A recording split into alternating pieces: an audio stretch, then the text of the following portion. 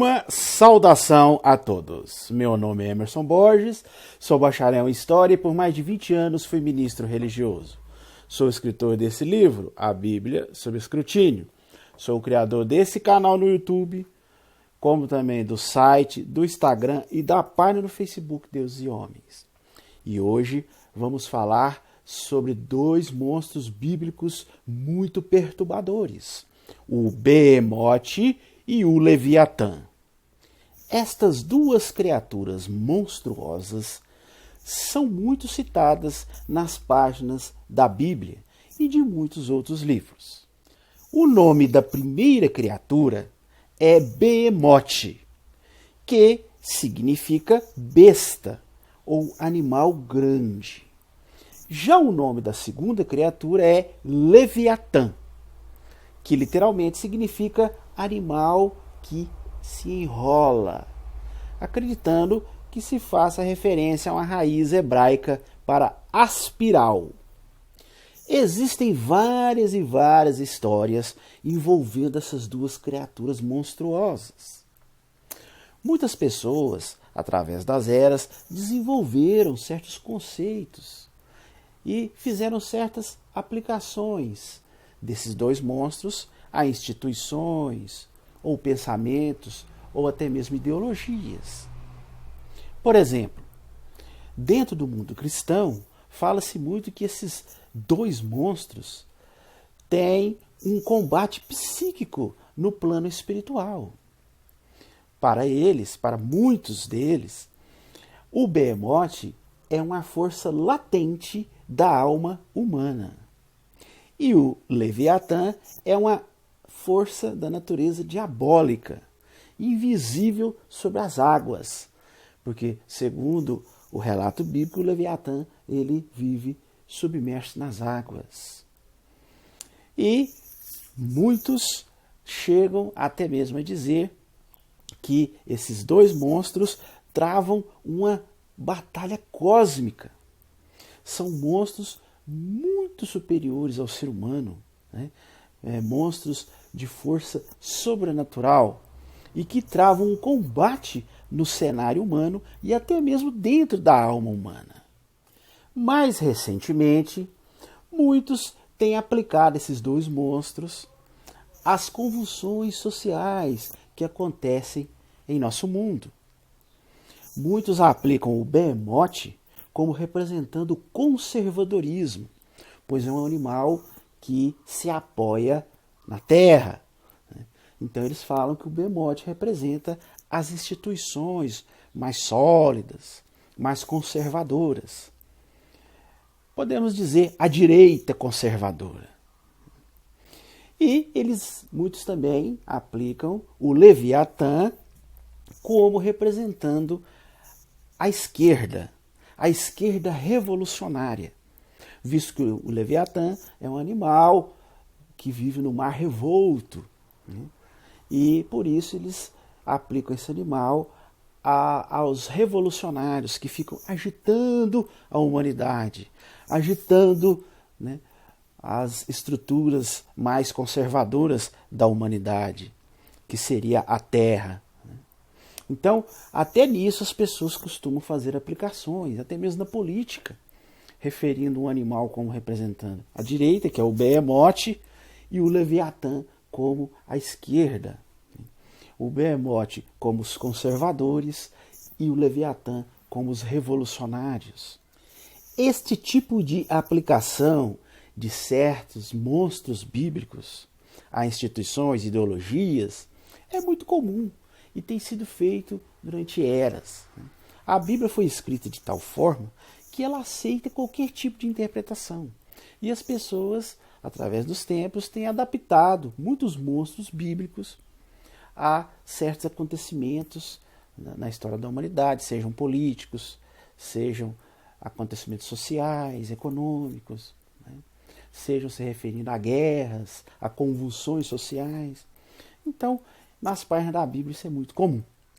Por exemplo, na cultura judaica, na tradição judaica, o Leviatã é costumeiramente relacionado à figura de Satanás, a figura do diabo.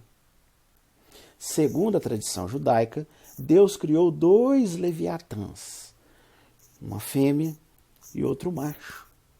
Mas depois Deus se arrependeu de ter criado essas 2 criaturas. Então ele escolheu matar a fêmea para que ela não pudesse procriar e assim causar o fim da humanidade.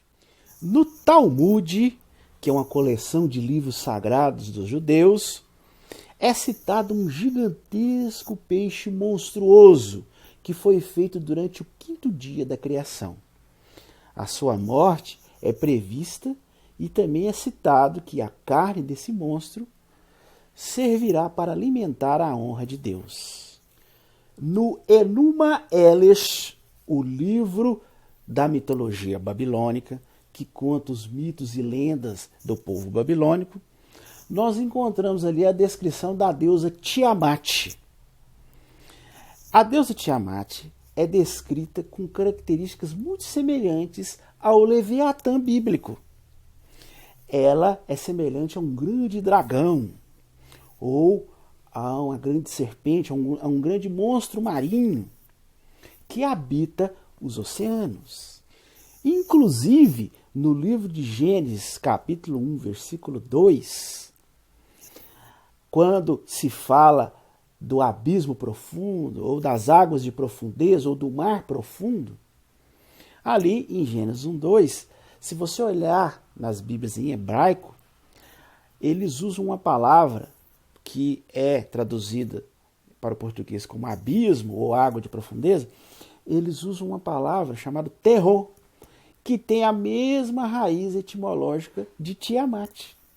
E visto que os judeus foram cativos em Babilônia, durante décadas, quando Jerusalém foi destruído por Nabucodonosor em 586 antes da nossa era, e levou muitos judeus para o exílio em Babilônia, nós sabemos que nessa época houve um sincretismo ali entre a tradição judaica e a tradição babilônica. Os judeus, eles assimilaram muita coisa da mitologia babilônica, e nós sabemos também que os primeiros esboços do que conhecemos hoje como a Bíblia Sagrada, que são os primeiros 5 livros da Bíblia, que os judeus chamam de Torá, o livro da lei, começaram a se formar nessa época, quando os judeus tentaram ali manter a unidade do seu povo, visto que eles estavam exilados, longe de sua terra, começaram a pôr por escrito os mitos e as lendas que os judeus já passavam oralmente ali por centenas de anos. Então, nessa época é que observamos os primeiros passos do que conhecemos hoje como o Torá, ou os primeiros 5 livros da Bíblia. E entendemos da onde eles tiraram inspiração para criar esse monstro Leviatã, que é descrito na Bíblia. Vemos muitas semelhanças do Leviatã com a deusa babilônica Tiamat. Muitos relacionam esse monstro bíblico Leviatã ao conceito do caos, semelhante à mitologia babilônica também, que relacionava a deusa Tiamat ao caos. E lá na mitologia, o deus Marduk destruiu essa deusa Tiamat, e através da morte dessa deusa é que ele começa a criar os céus e a terra. De maneira similar, muitos dizem que foi necessário Deus destruir o Leviatã para começar a criar um mundo segundo a sua vontade. Esse nome Leviatã criou tal importância na Bíblia que virou sinônimo de monstro marinho. Sempre que se fala monstro marinho, vem à mente das pessoas esse nome, Leviatã. Além de ser um dos monstros marinhos mais horríveis, o Leviatã, na Bíblia satânica, é considerado um dos 4 príncipes do inferno. Isso mesmo. Na Bíblia satânica, os 4 príncipes do inferno são Lúcifer, Belial, Satanás e o Leviatã. Então isso nos faz ter uma noção do conceito maligno que é dado a esse monstro bíblico chamado Leviatã.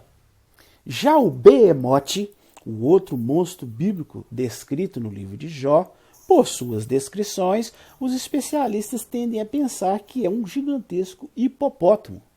Ou muitos religiosos até mesmo tentam relacioná-lo aos dinossauros, visto que a Bíblia não faz nenhuma menção direta a esses animais, né, que todos já têm provas claras de que existiram no passado, e visto que a Bíblia não cita esses animais, os dinossauros, então eles tentam relacionar esse monstro bíblico aos dinossauros.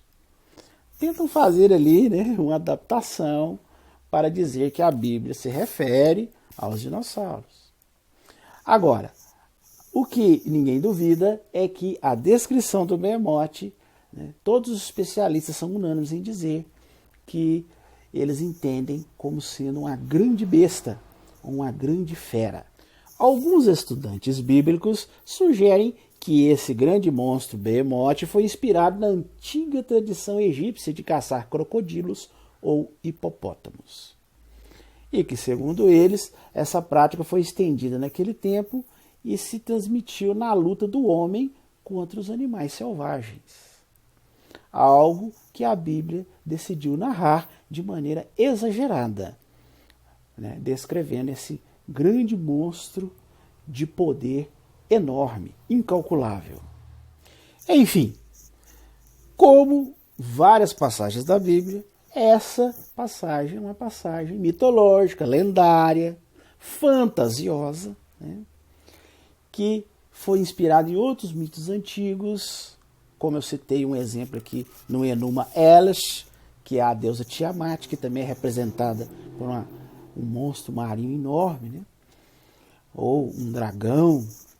Então, nós sabemos que isso é uma fantasia, né? E as pessoas, infelizmente, os religiosos, se apegam a essas descrições, né? Muitos até de forma literal, dizendo que é um animal literal, e outros, vendo que são descrições exageradas, tentam partir para o simbolismo e tentam aplicar em diversas coisas, como sistemas políticos, ideias, ideologias, pensamentos, né, convulsões sociais. Mas, no final, é como todas as outras lendas e todos os outros mitos da Bíblia. Né, são criados através de séculos, através de lendas orais, que, no fim, foram colocados por escrito. E hoje habitam o imaginário, né, de milhões e milhões de pessoas pelo mundo. Bom, esse era o assunto que nós iríamos falar hoje. Se você chegou até aqui é porque gostou. Então, não esqueça de dar o joinha no nosso vídeo. Estoure esse like aí para nós. Tá vendo esse quadradinho aqui no cantinho? Se inscreva, clica nele, se inscreva no nosso canal. E não apenas se inscreva, mas acione o sininho de notificações. Comente aí, deixe seu comentário, diga o que você achou e compartilhe esse vídeo com seus contatos. Se você desejar adquirir o meu livro, eu, como sempre, vou deixar aqui na descrição desse vídeo os links aonde você pode adquirir o meu livro. E se você quiser assistir os outros vídeos da série, eu vou deixar, como sempre, também aqui na descrição desse vídeo os links dos mais de 60 vídeos que nós já fizemos em nosso canal sobre diversos assuntos.